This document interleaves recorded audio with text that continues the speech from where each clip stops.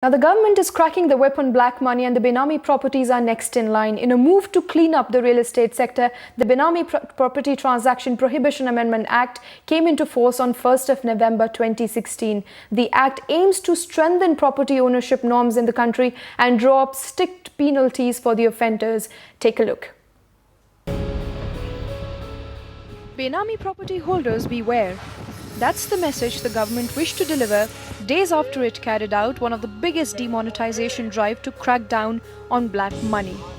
The new act notified earlier this year gives more teeth to the government to act on Benami property transactions. They are going to track those transactions, and they have made this act more stringent. There are penal provisions, and regulator will be appointed as per the new Real Estate Regulatory Act, and that regulator is going to have the powers to seize the property, sell the property and realize some percentage of that. It's around 25%. The new Benami Property Act will come into force from 1st of November. So the users buying Benami properties from here on will have to face severe consequences with a rigorous imprisonment of up to 7 years. This, along with the demonetization of the 500 and the 1000 rupee note, is expected to hit the flow of black money in the real estate sector and bring much needed relief for the end users.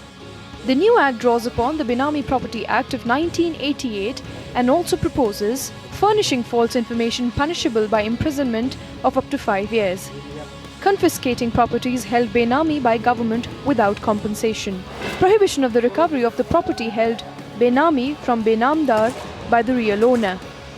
What I see personally happening is an absolute cleanup in real estate sector.